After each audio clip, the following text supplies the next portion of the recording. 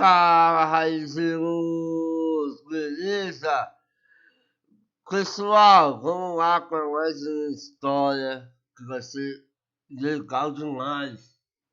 Vamos contar a história dele, Raí, o terror do Morumbi. É isso mesmo, pessoal. Vou contar a história dele hoje. E desde já, continua participando nas nossas redes sociais. E tá crescendo a cada dia. Vamos que vamos para mais uma história. Rai, o terror do Morumbi. Vamos lá, começando a contar a história do Raí pela sua infância, né?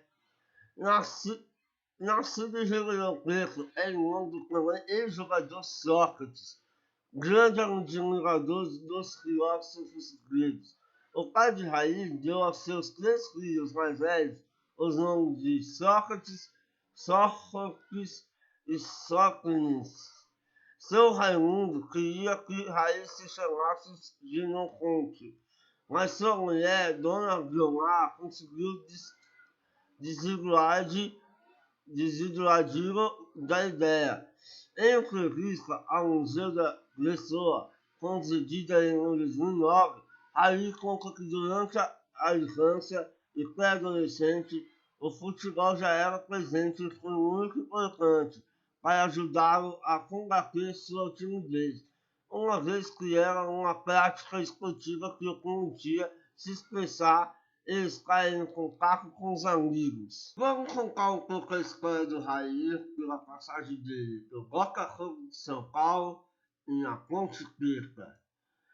No Botafogo, iniciou sua carreira aos 15 anos, omitindo parentesco com o irmão famoso. Em 1984, foi lançado no time principal, mas só se afirmou com a chegada do técnico Pedro Rocha, no segundo turno do Campeonato Paulista do ano seguinte. O Pedro deu muita força, comprou o jogador em 1986. Ele foi um grande meia-esquerda e passou-lhe a vários ensinamentos. Já na Ponte Preta, passou por empréstimo durante o Campeonato Brasileiro de 1986 e no ano seguinte voltou durante o Campeonato Paulista ao Botafogo. Foi convocado para a seleção brasileira e disputou a Copa América daquele ano.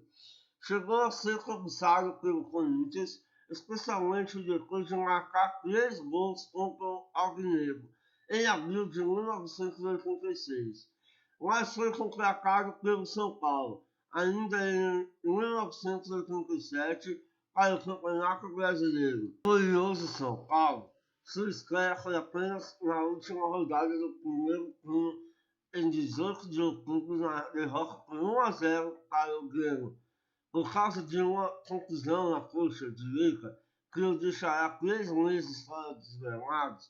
O seu primeiro gol pelo clube viria no terceiro jogo na vitória por 2-0 sobre o Goiás, em 1989.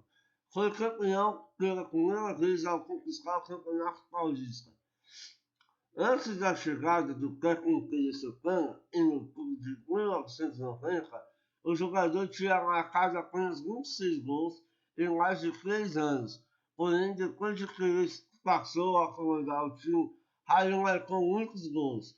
Foram 28 em 1991, sendo já 20 no Campeonato Paulista, quando conquistou a artilharia do Paulistão. Foi capitão do time no Campeonato Brasileiro de 91 e ajudou o São Paulo a conquistar seu terceiro título em cima do Bragantino, de Carlos Alberto Parreira. Nessa campanha, Raí foi o artilheiro do time com 7 gols, fato que se repetiria no Brasileirão seguinte. No título do bicampeonato consecutivo da Libertadores, em 1993, e nos campeonatos paulista de 1992 e 93, como campeão brasileiro, conquistou a Libertadores em 92, contra o Newell's Boys, da Argentina. Foi decidido a marcar o gol que levou à final a decisão por pênalti. Aceitou a sua cobrança na disputa e com a vitória que coroou como capitão do time, levantou o troféu diante de 120 mil torcedores no estádio de Royal Beach. Na disputa da Copa Intercontinental de 1992, no Japão, Raí marcou 2 gols, sendo o primeiro gol com a barriga e o segundo em uma cobrança de falta. E o São Paulo venceu o jogo contra o Barcelona, conquistando o título. Raí foi eleito o melhor jogador do torneio. Na volta ao Brasil, o São Paulo ainda venceu a final do Paulistão, batendo o Palmeiras por 2-1. Nesse campeonato, Raí chegou a marcar 5 gols em um mesmo jogo, na vitória por 6-0 sobre o Noroeste de Bauru, em 15 de outubro. No começo, no começo de 1993, foi vendido ao Paris Saint-Germain, da França, por 4,6 milhões de dólares, mas ficou no Brasil até o meio do ano e conquistou ainda a Libertadores de 1993, marcando um gol de peito no primeiro jogo da final e novamente levantando o troféu. No Paulista, o time ficou em terceiro lugar e a despedida do meia foi uma vitória por 6-1 sobre o Santos, em 3 de junho. E aí, raizeiros, estão gostando de mais um episódio do Raízes do Morumbi?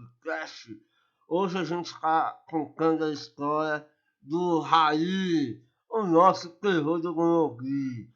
Mas agora, quando já sabem, vem aquele recadinho da Isabela Henrique para vocês. Fala, raizeiros, beleza? Eu sou a Isabela Henrique e estou entre os apresentadores do mais novo projeto Raízes do MorumbiCast.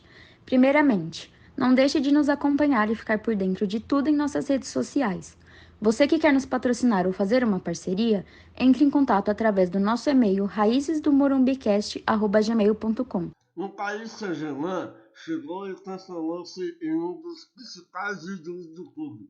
Na sua primeira temporada, quando o PSG conquistou a Liga da França, campeonato francês, de 1993 e 94, foi substituído na maioria de seus jogos e chegou até a enfrentar o banco de reservas. No entanto, seria um dos principais jogadores do time na conquista dos títulos de Copa Europeia de 96, finalista em 97 da Liga de 1995-96, da Copa da França de 1994-95 e de 1997-98 e da Copa da Liga Francesa de 1994, 95, 97 e 98. Raí defendeu o Paris Saint-Germain entre 1993 e 1998. Foi capitão da equipe e o cérebro do time durante toda sua estadia. Em suas 5 temporadas, jogou 204 partidas e marcou 51 gols. Em 2020, Raí foi eleito o maior jogador da história do clube francês. A vocação foi promovida pelo Paris Saint-Germain em comemoração aos seus 50 anos e contou com 2,5 mil votantes, dos quais 30% foram ex-jogadores, técnicos e dirigentes, 30% foram jornalistas e 40% foram sócios. Raí foi o primeiro em todos os grupos. Já ao seu retorno ao São Paulo, Raí ainda voltou em 1998 e sua estreia foi contra o Corinthians, já na final do Campeonato Paulista daquele ano. Ele fez um gol de cabeça e foi campeão nesse dia em que desembarcou no país.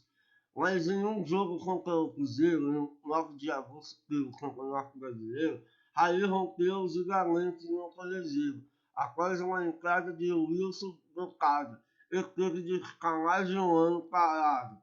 Enquanto se recuperava, separou-se da esposa, Cristina, depois de 15 anos de casamento. Nessa mesma época, depois de ser pai com apenas 17 anos, Raí foi avô aos 33. Quando voltou, ficou na reserva durante boa parte do Campeonato Brasileiro de 99. recuperando-se gradativamente ao longo da competição. O último gol de Raí como profissional foi em 27 de junho de 2000, diante do Palmeiras na Piracicaba, sua última partida antes de se retirar dos gramados. Foi pouco menos de um mês depois, em 22 de julho, em uma derrota por 3-1 para o Sport, em João Pessoa, pela Copa dos Campeões. Ele é considerado um dos jogadores mais importantes da história do clube. Quando o Raí foi convocado pela seleção brasileira, não teve tanto destaque como no São Paulo. Jogou 51 partidas pelo Brasil, marcando 16 gols, incluindo um de pênalti, no jogo contra a Rússia, pela primeira fase da Copa do Mundo FIFA de 94, quando ele que jogou com a camisa 10. Nessa Copa, foi titular dos 3 primeiros jogos do time, quando também era seu capitão, classificação para a Dunga, quando saiu do time titular. Além disso, entrou no segundo tempo contra os Países Baixos nas quartas de final e atuou na vitória por 1-0 contra a Suécia nas semifinais. Então é isso, raizeiros. Essa foi a história do grande Raí, o terror do Morumbi. Então, vamos lá, logo mais com outras histórias para vocês e nos próximos episódios do Raízes do Morumbi Cast. Tamo junto, é nóis!